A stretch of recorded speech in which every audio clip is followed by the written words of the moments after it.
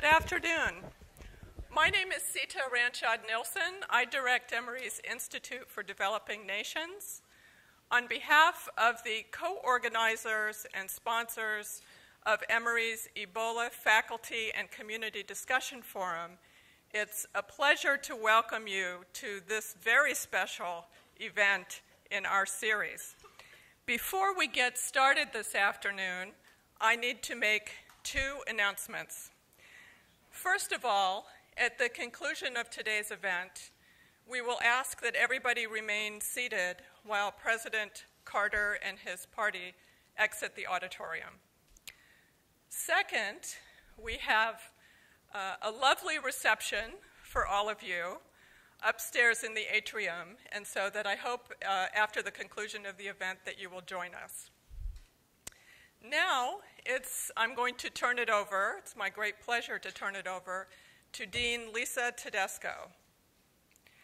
Dean Tedesco is the Vice Provost for Academic Affairs, Graduate Studies, and she's also the Dean of the James T. Laney School of Graduate Studies, which is the institutional home for the Institute for Developing Nations, and it is also one of the generous sponsors that has allowed this forum to take place.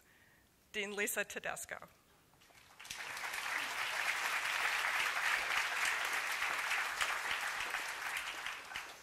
Thank you, Sita, and good afternoon, all. We're delighted to have you all here today, and I am especially delighted and privileged to welcome our special guest, President Carter. My colleague, Dean Linda McCauley of the Nell Hodgson Woodruff School of Nursing, was also supposed to be with us here today, giving some remarks of welcome, but she was called to the White House for a roundtable. So it seems that the White House connection is quite good and strong with us today, and we're delighted.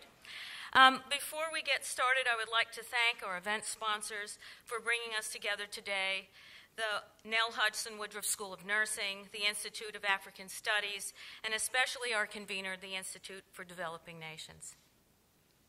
Emory is an established international leader in clinical and research related to the Ebola virus.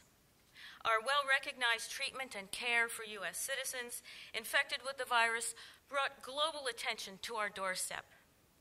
Beyond the immediate care of patients, however, the Ebola pandemic illustrates the complexity of addressing global public health emergencies and how health interventions on this scale intersect with issues of democracy, global health, and human rights.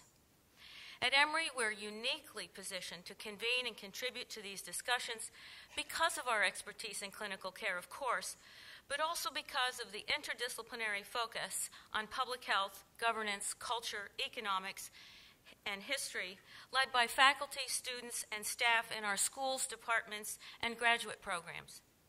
And our partnership with the Carter Center substantially strengthens this position. The Carter Center has worked in Liberia for more than 25 years and is present throughout West and Central Africa.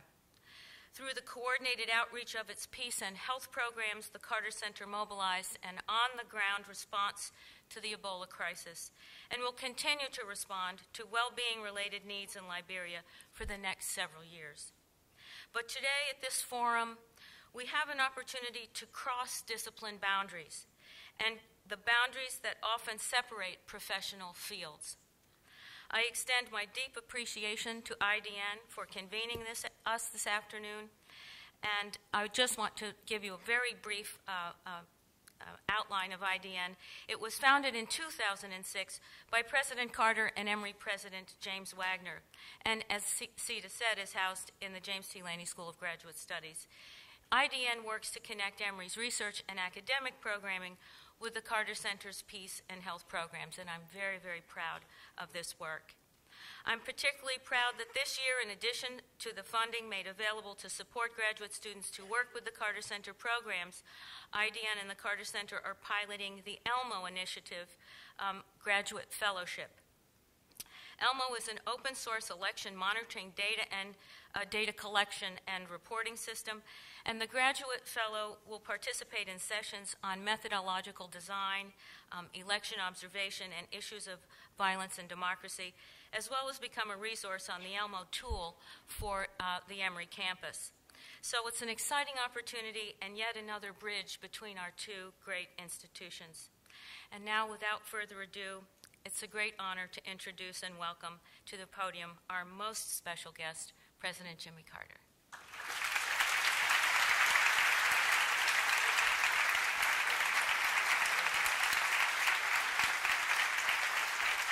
Thank you.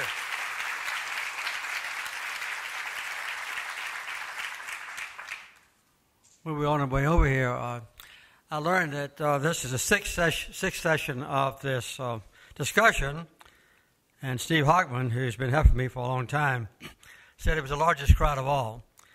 So I was feeling very good until I heard that there's a reception afterwards. So I hope you enjoy the reception. I'll try not to let you down on the talk. First of all, I think I need to tell you just very briefly what the Carter Center does. We have been part of Emory now for more than about 35 years. And when I left the White House, I was offered a job here by Jim Laney, and I was also offered a job by the Board of Regents of the state of Georgia. They had 33 universities, and they wanted me to go to different universities and make speeches and that sort of thing, but I didn't want to be monitored or censored by the Georgia legislature, so that's why I chose Emory. And since then, I've had a free hand to say what I want.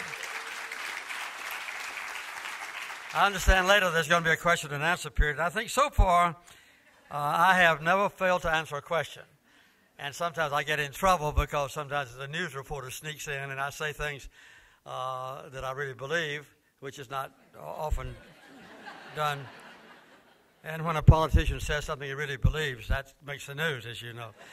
Anyway, I'm glad to be here. The Carter Center was founded originally with the concept of negotiating peace agreements. I had been at Camp David with Israel and Egypt, and I had an idea when my presidential library was built to have an opportunity to have kind of a miniature Camp David here in Atlanta. And I would invite people in who had an ongoing conflict or a potential conflict, and I would agree to go to their country if they wanted me to. We still do some of that. We also have adopted a policy of monitoring elections, and we've just finished our 99th troubled election in the world, which was Tunisia. And Tunisia is now well on the way to changing from a totalitarian government into a democracy. They had a very good election, and we're getting ready now to go to Myanmar, which used to be Burma, and to Guyana, and to 2 or 3 other countries in Africa. So we still do that. But the primary goal of the Carter Center now, the biggest part of our budget, the biggest allocation of personnel, is in health care. And we've been doing this now for a long time, about 30 years as a matter of fact. The Carter Center primarily addresses neglected tropical diseases, with the accent on neglected. And these are diseases that are not any longer known in the even semi-developed world. Not even in Egypt or countries like that, not the United States or Europe or Japan and so forth. But they are not quite often addressed by the general public health system because quite often the diseases are in isolated villages. They're very difficult to get to. Sometimes the ministers of health of countries in Latin America, Africa, don't even know that the disease exists. But they afflict hundreds of millions of people.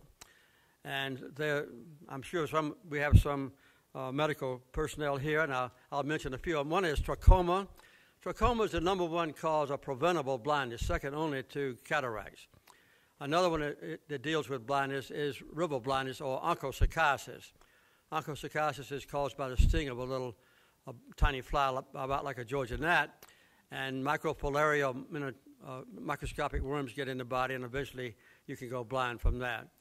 We also deal with schistosomiasis, which is an infestation of worms within the bodies, and lymphatic filariasis, which is the same as elephantiasis. It's when your sexual organs or arms or legs swell up to grotesque sizes. And the other one is guinea worm, dracunculiasis, and the Carter Center is specialized on guinea worm.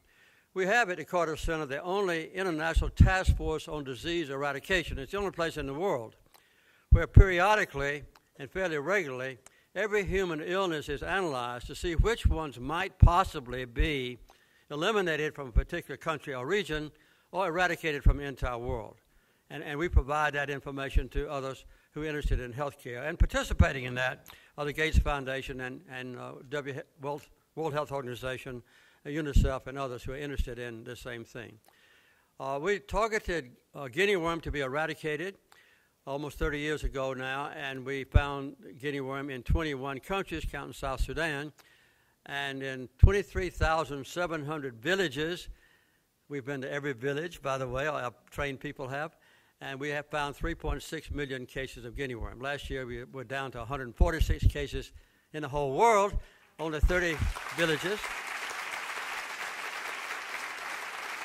So if things go well, this would be the second disease ever eradicated completely from the face of the earth. And we don't use medicines. There's no vaccine for it. I won't go into detail. It would take the whole hour, whatever we have to tell you about that. But we're making very good progress on that.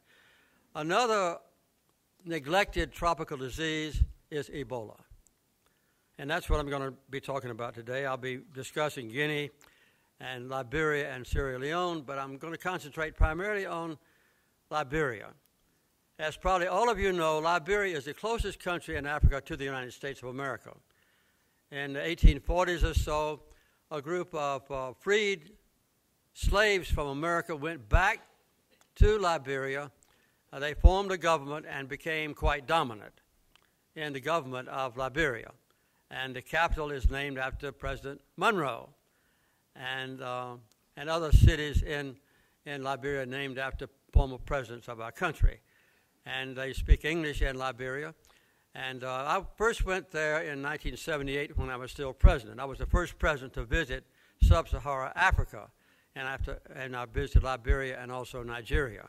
That was 36 years ago. So I've been involved with Liberia for 36 years. How many of you are older than 36 years?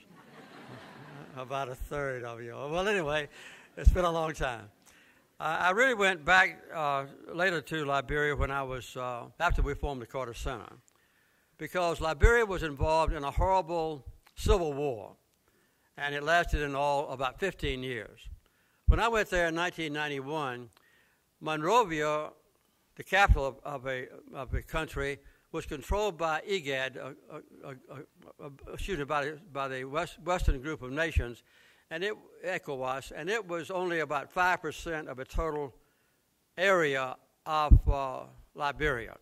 And the other 95% were controlled by 4 warlords who were very abusive, very powerful, and were competing with each other.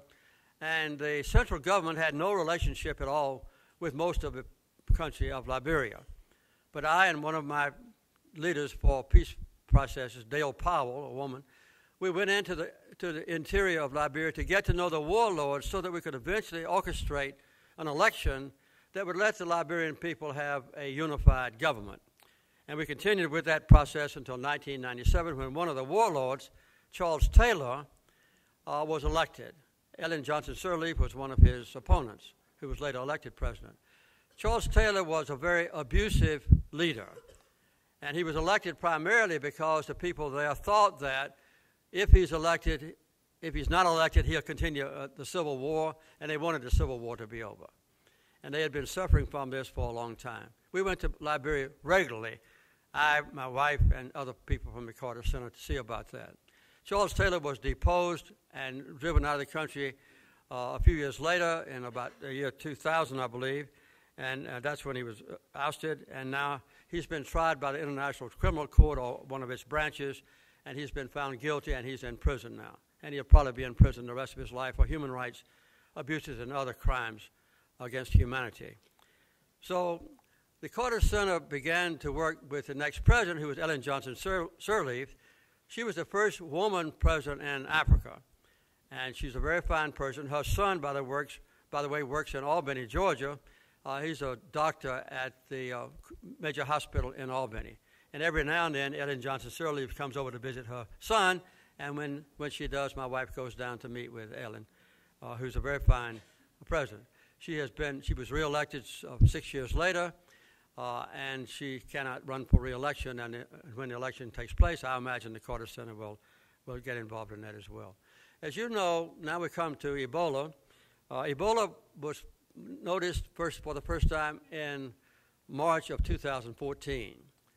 And it was basically ignored by the World Health Organization, by CDC, and by the organized group of people who would deal with public health. They knew about Ebola, and they had considered in the past that when a small outbreak of Ebola took place, they could go in and localize it so it wouldn't spread and get it over with. And it also developed in Guinea and in Sierra Leone. But in Liberia, they had the largest number totally, and they didn't know what to do. In the meantime, the Carter Center was still involved in Liberia.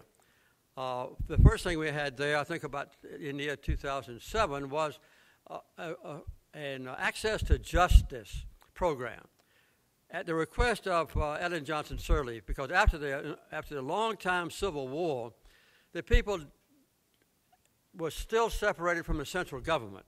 And with Charles Taylor being the interim president before Ellen Johnson Sirleaf was elected, there was still an absence of commitment to any kind of legal justification among the people who lived in the interior of Liberia. So Ellen Johnson Sirleaf invited the Carter Center to go in and try to orchestrate a connection between local judges in the boondocks of Liberia and local leaders and the central government. When we got there, we found that there was no recognition of the normal standards of law that we take for granted. For instance, there was no law against rape. A man could rape a woman with total impunity. They were never punished. If a husband died, a wife didn't know she had a right to inherit his property. In fact, quite often women were deprived of a right to own property at all. And if a husband died, the wife had no claim on custody of the remaining children. They usually went to the deceased father's brother or someone else, some boy, man. So we began to educate them on what was justice and to train local leaders and local, I'll call them judges, in the rudiments of law. And this was a very extensive program that was ongoing. A few years later, in 2009 and 2010, we started two other programs. One was what we call access to information.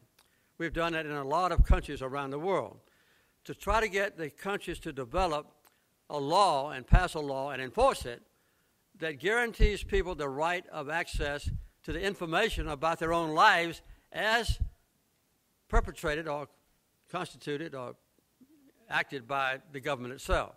So that if people want information, they can demand it, and under the law, the government has to give them information. We have a serious problem with that in our country as well. A lot of countries pass it, they don't enforce the law. But we began to do that at the request of President Ellen Johnson Sirleaf. Ellen Johnson Sirleaf, yes.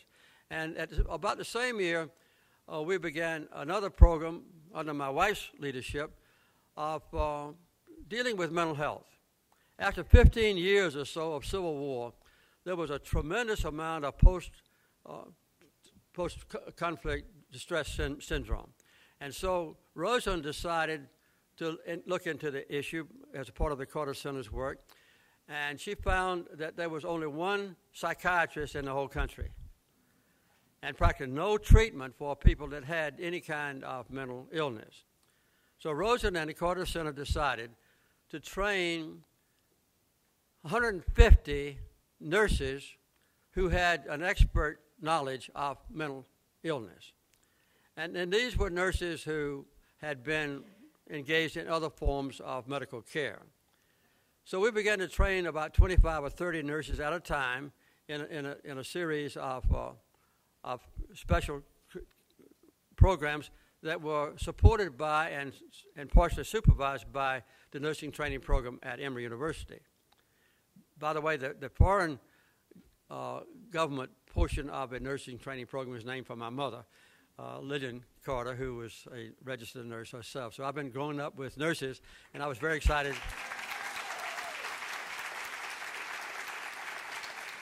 And I've been very excited with Rosen program. By the time March of 2014 came along, instead of having 150 nurses already trained and distributed to the 15 counties in Liberia, which are like states in our country, 144 had already been trained. And when the Ebola crisis emerged, Rosen and the Carter Center decided to let the trained nurses concentrate, if they wanted to, on the Ebola crisis, as ordained by the Ministry of Health of Liberia. So that's what happened. You see, so we had 3 programs ongoing already when the Ebola crisis emerged in 2014. The access to justice, access to information, and the mental health training program for nurses. So it was natural that we give our attention to that problem of Ebola in Liberia. We had donors from various countries and other foundations that had given money for justice and for access to information and for mental health. And we had to get their permission to shift that emphasis during the crisis to Ebola. It was not until August, after the outbreak in March, that this was declared a crisis or an emergency by WHO and by CDC. In fact, Rosa and I were in Texas between 2 major cities in Texas building 114 habitat homes, and that was when the person developed Ebola. They came back to University of Texas and hospital and died. And we watched the leader of WHO and CDC come on television and say everything's going okay. We don't really have to worry about it. But we got it well under control. But it got worse and worse, and finally, as you know, it became a horrible debacle in those three countries. So now I'm happy to announce, which you already know, there are no detected cases of Ebola left in Liberia. There's still a few cases. There are a few cases left in the other 2 countries, in Sierra Leone and Guinea. I don't know exactly how many. I didn't get that information. So I would say that the Carter Center and Emory University played some role in making sure that it was addressed in Liberia in an effective fashion. And as you know, Emory has become famous with their medical care here by bringing people back from West Africa who did have Ebola and treating them here quite successfully. So Emory has become very much recognized for that great service. Anyway, that pretty well concludes my talk, and I think we have time for one other thing. After the Ebola crisis was fairly well under control, I had a long conversation with the director of the Centers for Disease Control, and they had been planning for a number of years to investigate the necessity of having regional Centers for Disease Correction, CDC. And so their idea now, which has not yet been pursued adequately, is for the Carter Center, who has programs in a lot of African countries, to work with CDC to say which ministries of health are potentially able to deal with another crisis like Ebola if it breaks out in the future. That work still needs to be done. But you can see how deeply involved we have been now for 20 or 25 years in Liberia and how that knowledge of the people developed. By the way, when we trained local leaders during the Ebola crisis about Ebola, we had 13 nationwide radio stations at our disposal, basically, and I made some public service announcements that were played on the radio over and over, and we trained 4,000 community workers. We've trained about 10,000 volunteers who came to our training centers, 87 training centers around the country, and so they went from our training centers out into the community to teach the people about burial of bodies of people who had died with Ebola and so forth, which was quite a shock to them because they had already always revered the bodies of the deceased, and to have those bodies disposed of by different means instead of being addressed and sometimes even kissed by their loved ones was quite a shock to them. But those are the things that have gone on so far. And now I understand that I'm subject to questions. Is that correct? Okay. Well, I'll do the best I can. Thank you very much. Any questions?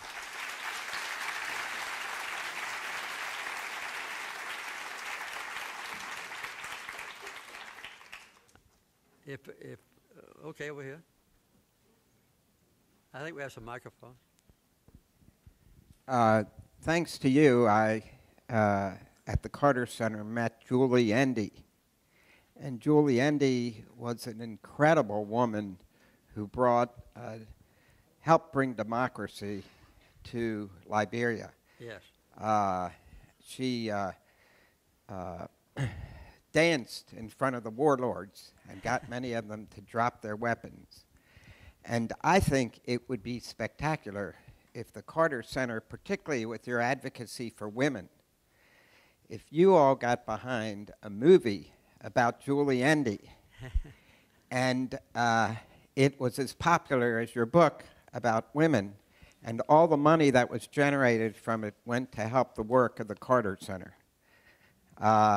Is that anything you'd consider? Well, if you could provide Script. We have the script done. If you could provide some seed money, that would be have a lot of info. That would be a piece of cake. We have a young woman here from Liberia, Fatu Kahula. Stand up, Fatu. She's become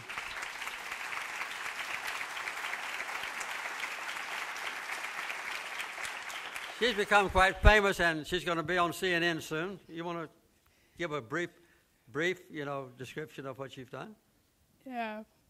Good afternoon to everyone. It's working. Yes. I want to know, as Liberia is striving to get rid of Ebola, what are the focus of the country when it comes to the health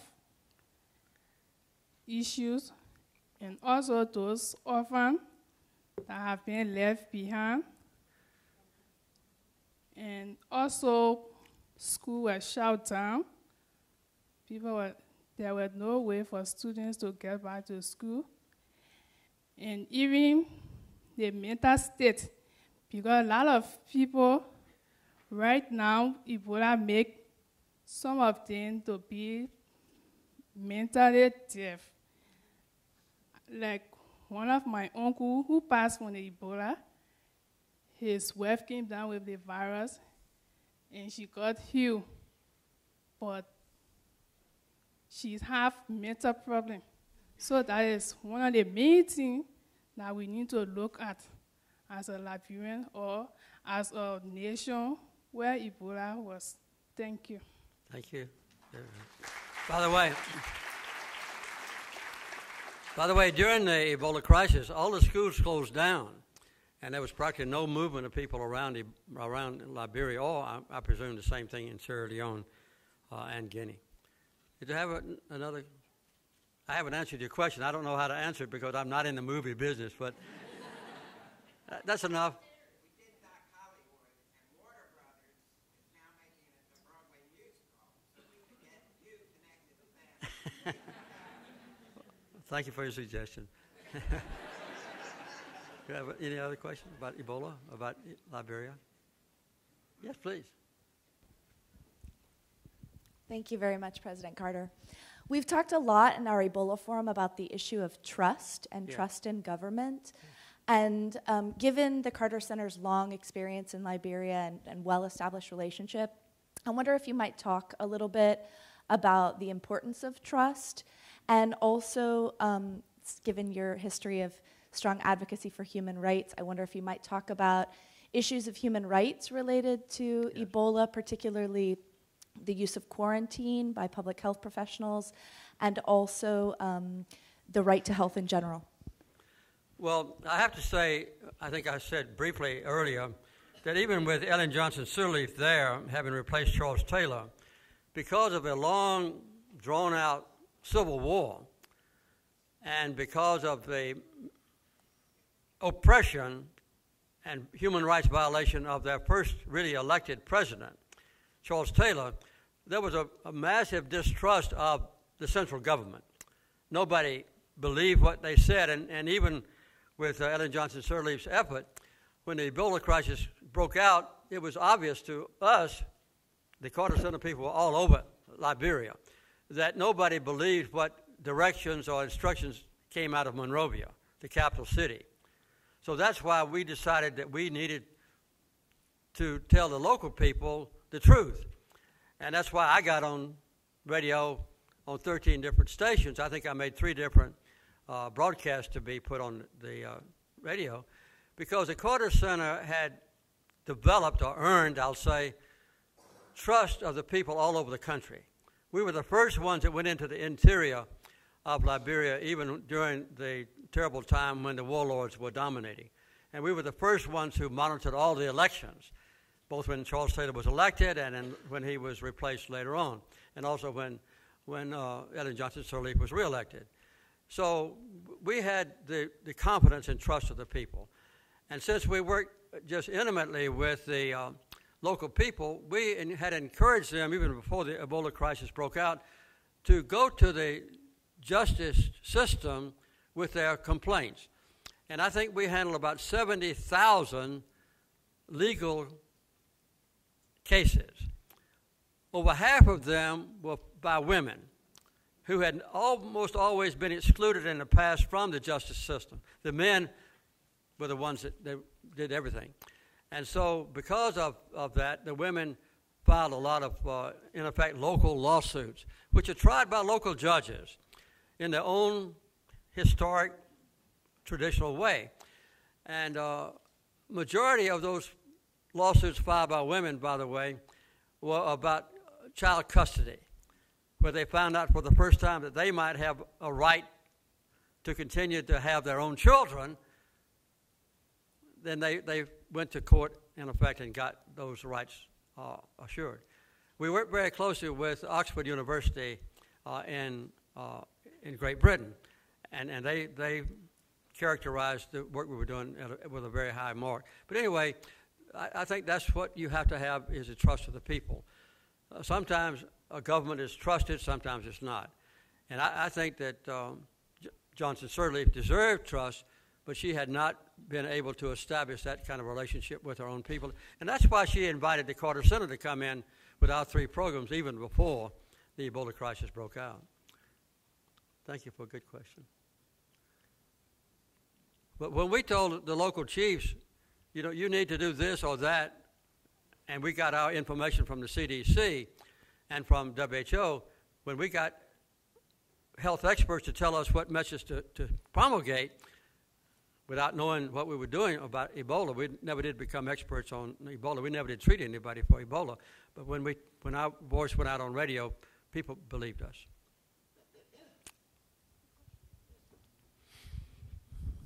Thank you, President Carter, as always, for your presence at Emory.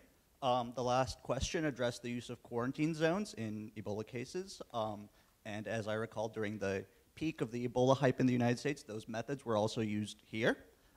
Which many public officials spoke out against that as being an impractical decision. I was wondering what your take was on how U.S. authorities handled the Ebola crisis when we feared that it would spread to our nation, and how you would recommend handling it in future scenarios. Thank you.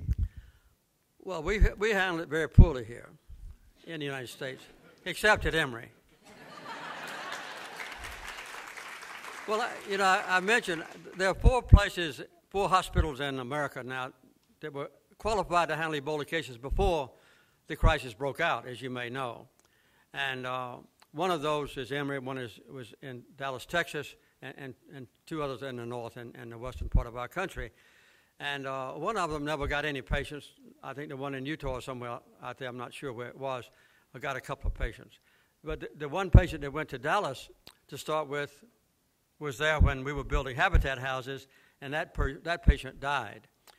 And I think that the worst thing that we did in the Ebola crisis was to mislead the people about the efficacy of getting rid of it. Because based on past experiences, before people became so mobile with cell phones and that sort of thing, you know, if you found Ebola in a little village, you can pretty well go into that village and the people rarely move to another place. But nowadays, people are much more mobile. And I think that was a very serious problem.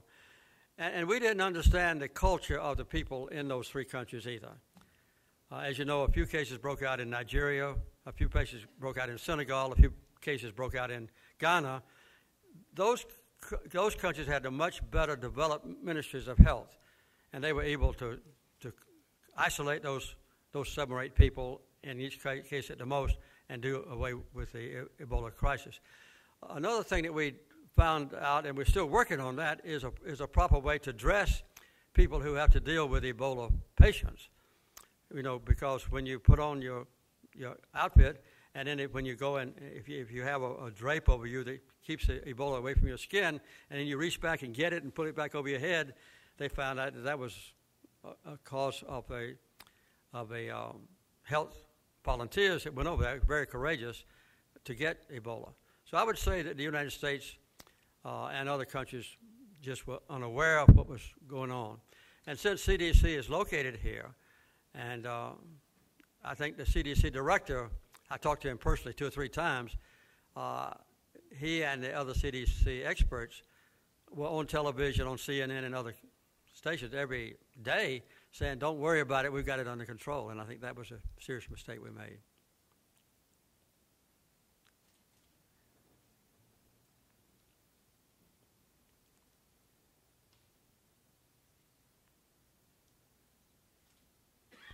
Thank you very much, President Carter. I'm originally actually from Egypt, so your name is very prestigious back to all Egyptians.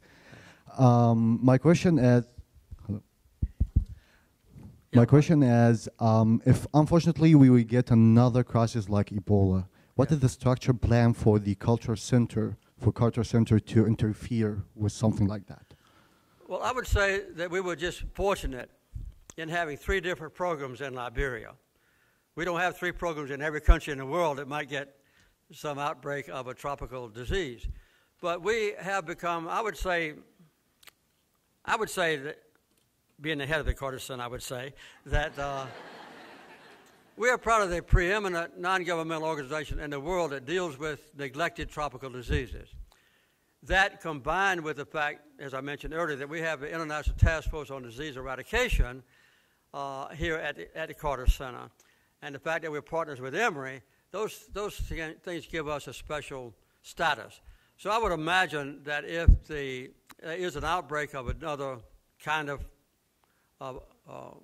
dangerous disease, the Carter Center would be one of those organizations that would be first contacted by WHO and by CDC. And if we had a special knowledge about that country, then we would take the initiative to go to those organizations and say, we can help you there because we have experience from Liberia. But I have to repeat that we don't have that kind of insight ahead of time in many countries in the world. Here's one down here.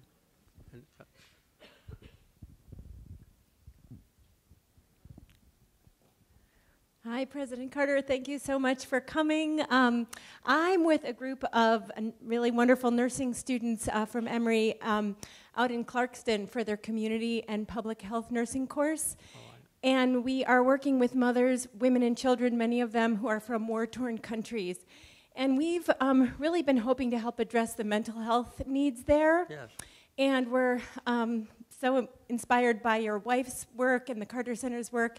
And when you mentioned that in Liberia you've been there for 15 years, training nurses, just any insights that you might have on being most effective in countries where there's especially lots of stigma, as there is in the U.S. as well. It is. But around depression and anxiety, and in Liberia, where I'm sure that there's high rates of depression now post Ebola. and just recommendations that you have for what's been most effective in working within those cultures on the issue of mental health. Well, I think you should invite my wife to come and maybe speak to you all, or either Dr. Tom Borneman, who is in charge of the mental health program at the Carter Center. But I'm sure that Dr. Borneman would be glad to consider an invitation to come and speak to you. I might say that one of Rosen's major concerns is that medical schools, even great medical schools like the one at Emory, when they train medical doctors for caring for heart disease and cancer and so forth, they rarely give any attention to mental health. And so Rosen has tried to get in touch with deans of medical schools all over the nation to encourage them to give a certain number of hours at least just on the very basic rudiments of mental illness. Because quite often somebody will come to an untrained doctor that has a simple to cure mental illness, and they don't even recognize it, so they might go on treating them for years for physical ailments when the problem is a mental illness. So this applies to Emory as well. I'm a trustee at Mercer University, too. I know they have the same problem. So I think that's one of the things that can be done. And if you have any influence there, maybe you could, the nurses could speak up and say we need to have more knowledge about that. But I think that my advice to you is to get Borneman to come and maybe address the group that's training for mental health programs. And I think that we've learned a lot in Liberia. We now have a request, I think it's from Sierra Leone, to do a similar thing in that country in the future. And Rosen is seriously considering having a similar program to train about 150 nurses for mental health treatment programs in Sierra Leone. I wish we could do it more widely. My wife and I just returned recently from the Arab countries, from Dubai and Abu Dhabi and Qatar, where Al Jazeera originates, and also Saudi Arabia. And I found, partially because Rosa was with me, that there's an enormous interest in the Arab countries in mental health because stigma is so all-pervasive. It's much worse there than it is in our country because there's a macho feeling in that country and so many others, and it's very embarrassing to somebody to admit that they have a mental problem or that somebody in their family, a child or a wife, has a mental problem. So it's an all-pervasive thing. She also has an organization of women, kind of loosely structured. She started out just dealing with first ladies, and then she had some women who were presidents of countries that had been elected and wanted to join up with, including Ellen Johnson Sirleaf, that I just mentioned several times, and also 3 queens. So now Rosen tries to promote Mental Health Awareness Day every year and that sort of thing to encourage every country to give attention to mental health as a major cause of affliction in the society.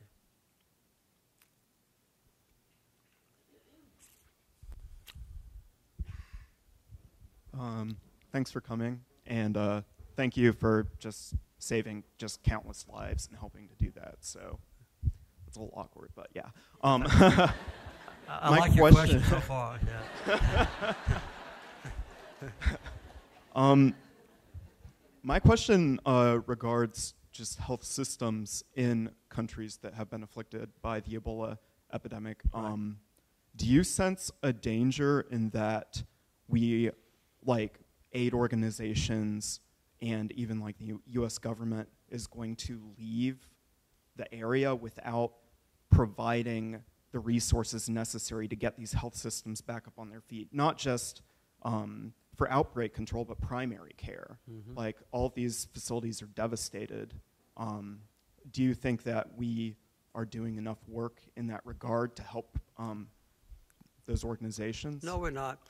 You know, I think that those 3 particular countries that have had a massive infusion of highly trained specialists into the country, not only into the capital cities, but also into the remote areas of the country to deal with the Ebola crisis. I think those 3 countries particularly have learned a lot. And I don't have any doubt that their Ministry of Health is much stronger than it was 3 or 4 years ago before the Ebola crisis broke out. And that's why the CDC director came and met with me and our specialists at the Carter Center to see if we could give him some information in the future on which countries in which the Carter Center is involved have ministries of health that, I'd say, with the Minister of Health trained in medicine.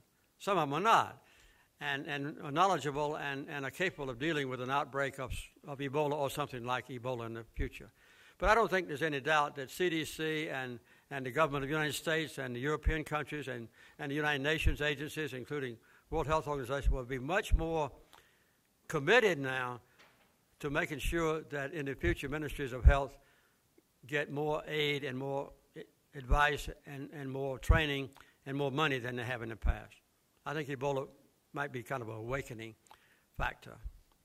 But the unfortunate part is that usually when a crisis is over, people relax and say, well, we'll wait till something else breaks out.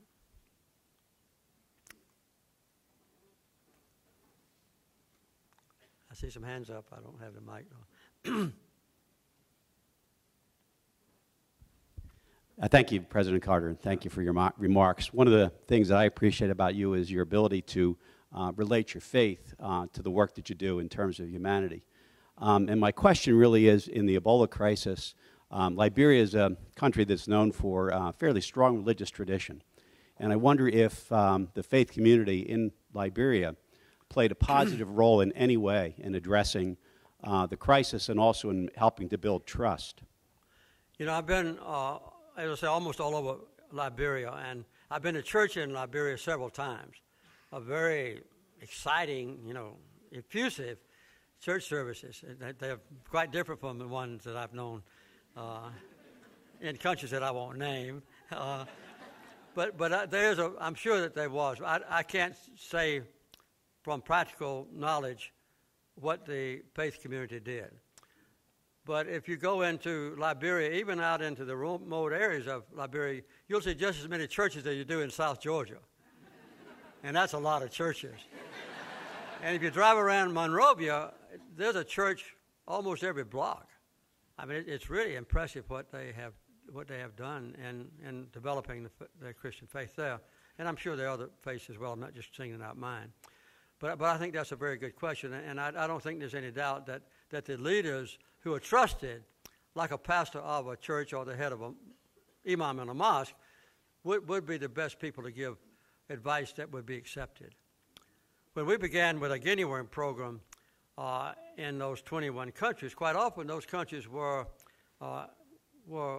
Islamic. And the imams were the only ones that gave treatment for guinea worm. A guinea worm grows about this long in a year from an egg, and it is inside the body and it's undetected. And then it stings the inside of the skin and starts to emerge. And the only treatment for guinea worm for 10,000 years was to wrap it on a pencil about as big as a stick about as big as a pencil, and put some tension on it. And instead of taking 30 days to come out with excruciating pain, you could get it to come out in about 20 days. That was the only treatment. And you see this symbol right in front of me? That looks exactly like the ancient treatment of guinea worm. And I believe that the caduceus, the symbol for medical care, is derived from the treatment for guinea worm. That wasn't part of your question, but I... How much time we got? Thank you, President Carter, for your time. One more question, okay. And your leadership. Yeah. Neglected tropical diseases occur in neglected populations and neglected places, and the needs there are so much greater. They're so broad. And the Carter Center, one of the things that has impressed me the most about what you've told us is how the Carter Center addresses so many different needs, the political needs, the educational needs and training, the health needs, the legal needs, water and sanitation needs. And you do so in a coordinated fashion. You really build a holistic approach. Universities like Emory are also able to do that. But in my experience, and full disclosure, I work up the street a little bit, a government's struggle to coordinate the efforts of different agencies and to approach needs in that way. And your question? And my question is, do you have any advice for government employees on how we make that happen better, how we can do a better job of addressing these broad spectrum of needs? Thank you. I would guess that you already know the answer, but I'll tell you. When we began to work on neglected tropical diseases, we found that one of the main reasons they are neglected is because they are little isolated villages, quite often, in the jungle or in the desert. And quite often, as I mentioned earlier, I believe that even the ministers of health didn't know that disease existed.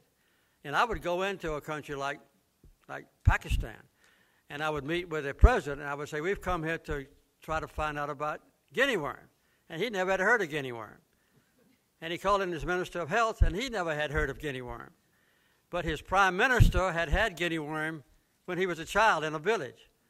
So that's a problem you face. And then in Ghana, where we really first began to work on it, we found that when we wanted to educate people about what to do about guinea worm, that is, don't drink the water out of a mud hole or a rain pond that fills up just in the rainy season because it has guinea worm eggs in it, and you had to strain it through a cloth just to teach them that it came out of their local pond, and you had to strain it through a cloth. It doesn't require any medical knowledge, but you have to teach the people to do it, and everybody in the village has to do it. And the problem we found was that the people couldn't read and write. They had, the men would claim 3% literacy, and the women were very rarely educated at all. And they didn't have television, they didn't have radio.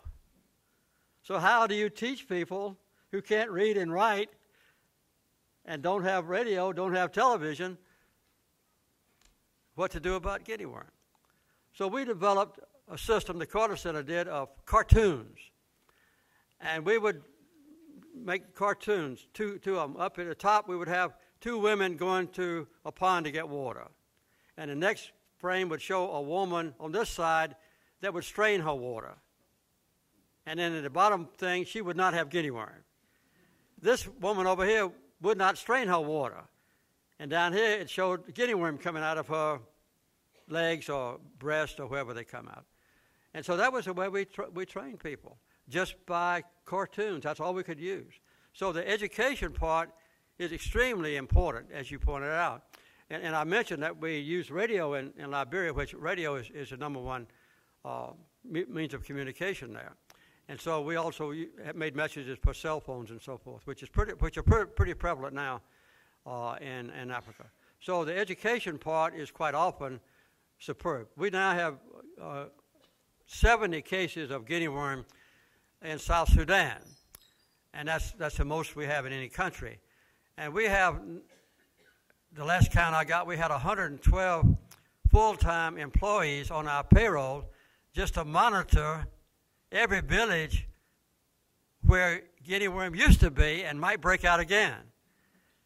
And we have about 12,000 trained women, 2 per village, who monitor every village, and they detect guinea worm when it starts coming out of a person, and if that does, we isolate that person and keep them out of the water so they won't spread it to other people, and we treat them. So the education and the training goes on from local women who don't have any education right on up to nurses who are getting trained on mental health. So education and information to be provided by people, and trust of the ones giving out the information are the key points in doing away or getting ready for the next problem. And I would say rudimentary health care to ministers of health and their staff. And that can be done because you'd only be training at least 25 or 30 people in a country.